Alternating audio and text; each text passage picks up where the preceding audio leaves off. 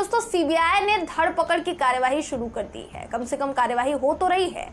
इस कार्यवाही के तहत अभी तक प्रवर्तन निदेशालय यानी ईडी और सरकारी कंपनी गेल के अधिकारी न सिर्फ फंसे हैं बल्कि उनकी गिरफ्तारी भी होनी शुरू हो चुकी है। इस बार गेल यानी gas authority of India limited के जिन अधिकारियों के खिलाफ सीबीआई ने मामला दर्ज किया है या जिनको गिरफ्तार किया है, उनमें गेल के कार्यकारी डायरेक्टर कृष्ण वल्लभ सिंह को गिरफ्तार किया गया है। ये साहब 50 लाख घूस यानी रिश्वत लेते हुए पकड़े गए। 50 लाख की रिश्वत। उत्तर प्रदेश के नोएडा से कृष्ण वल्लभ सिंह के घर पर घंटों की पहले तो छापेमारी हुई, उसके बाद वहीं से इनको गिरफ्तार किया गया, ऐसा बताया जा रहा है। अब सीबीआई ने गिरफ्तार क्यों किया है, इसको भी सुन लीजिए। कृष्ण वल्लभ सिंह ने गेल परियोजनाओं में लाभ देने के बदले रिश्वत की मांग की थी और सीबीआई ने जाल बिछाकर इन्हें और रिश्वत लेने वालों को एक साथ अरेस्ट किया। सीबीआई ने उसको कुछ सोर्सेस के आधार पर जानकारी मिली, जिसके आधार पर उसने 4 सितंबर को मुकदमा दर्ज किया था। और अस्सलामु अलैकुम व रहमतुल्लाहि व बरकातुहू। अज़ीज़ान मिल्लत इस्लामी, आप तमाम उम्मती को अबू फैसल की तरफ से सलाम अर्ज़ है। घर में बड़ी पर्दा नशीन इज़्ज़तदार माँ और बहनों को अबू फैसल की तरफ से सलाम अर्ज़ है। बहरहाल अल्लाह से उम्मीद है आप लोग खैरियत से होंगे, अल्लाह की हिफाजत में होंगे। इन मलूनों की मलामत से, इन फ़िरक़ा परस्तों की फ़िरक़ा परस्ती से, इन दरिंदों की दरिंदगी से, इन माबनीचरों की माबनीचरी से, इन बलात्कारियों की बलात्कारी से, इन दहशतगर्दों की दहशतगर्दी से महफूज होंगे। अल्लाह आप लोगों को अपने हिफ्ज़ अमान में रखे, अल्लाह अपनी हिफाजत में रखे, अल्लाह हर आबाद से, हर शर से आप लोगों को महफूज रखे। बहरहाल मेरे अज़ीज़ दोस्तों, मेरे भाइयों, देश के हालात से भी आप लोग वाकिफ़ हैं और देश के बाहर के हालात से भी आप लोगों को वाकिफ़ कराया जा रहा है, क्योंकि ये आपका भाई दुनिया भर की ख़बरें आप लोगों की गोद में डाल रहा है ताकि आप लोग सारी दुनिया की खबरें रख सके, कहाँ पे क्या हो रहा है आपको पता चल सके। बहरकेफ़ ये अपने देश की ही खबर है जो आप लोगों को अभी रखा मैंने 1 मिनट 11 सेकंड, ताकि देखो, देखकर समझो कि क्या चल रहा है। जिस तरीक़े से अनभक्ति हमारे देश में, अत्याचार जुल्म का बाज़ार जो गर्म है वो तो ठंडा होने का नाम नहीं ले रहा। ये लोग ऐसी धंधलियाँ कर रहे हैं और पकड़े भी जा रहे हैं। अभी आप लोगों को पता होगा, एक हमारी सरकार ने एक सीडी बोल के एक एजेंसी बनाई थी सबको डराने के लिए। जो इनके खिलाफ बोले उनका मुंह बंद करने के लिए, उनको छापे मार के गलत तौर से बदनाम करने के लिए, जिसमें कोई नहीं बचे, सबको अपनी तरफ करके अपना ग़ुलाम बना के अपनी उसमें रप्पस में लेके वो काम अंजाम देने वाली का नाम क्या है आप लोगों को मालूम है। देश की सरकार जो एक सीडी को इस्तेमाल करी थी, अब वो सीडी के ऊपर ऐसा हो गया, हर तरफ से तमाम एजेंसियां इसको इस तरीक़े से पकड़ रहे हैं क्योंकि इतनी रिश्वत ली है। ये ख़ुद जो है सो 600 करोड़ आज पकड़े गए हैं। कितने? 600 करोड़ रंगे हाथ पकड़ा गया है सीडी के ज़िम्मेदारान के पास से। आप लोगों को ये भी पता है जो 6 सीडी में जो बड़े ऑफिसर थे उनको 6 को पकड़ा गया था, आज फिर 4 को पकड़ा गया है।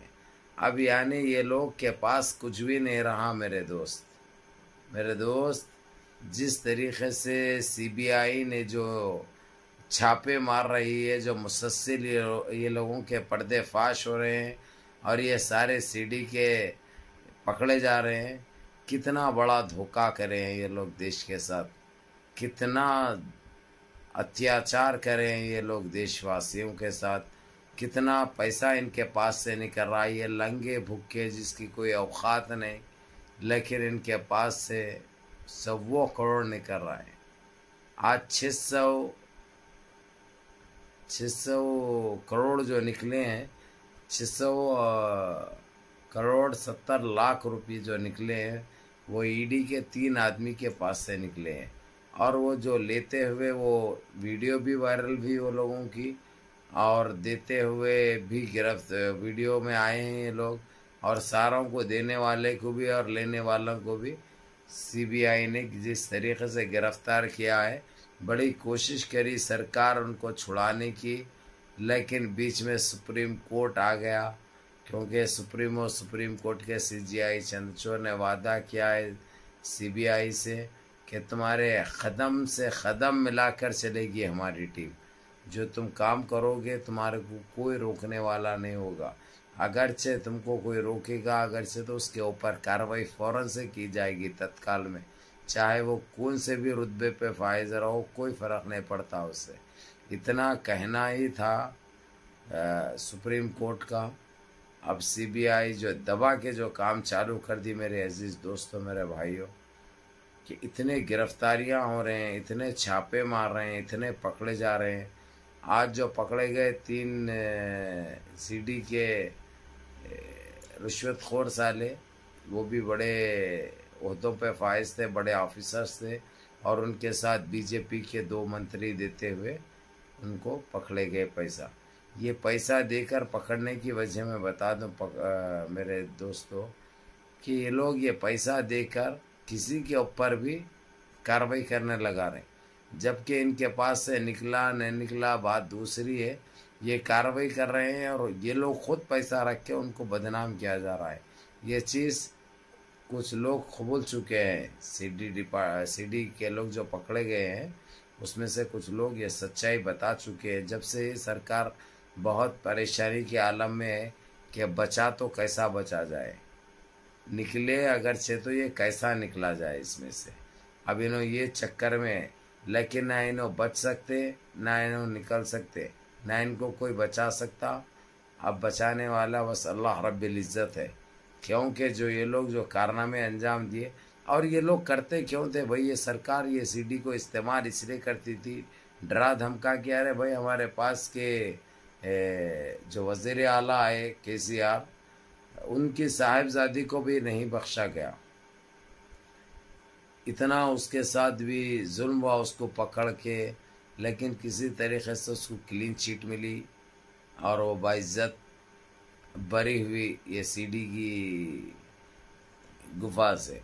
क्योंकि ये लोग ये एक हरकतें ऐसे कर रहे हैं किसी तरीके से, जहाँ पे इनकी सरकार नहीं है, जहाँ पे ये लोगों को कोई पूछता नहीं है, वहाँ पे वहाँ के ज़िम्मेदारान को ऐसा फंसा रहे हैं ये लोग, जो मैं अल्फाजों में बयान नहीं कर सकता।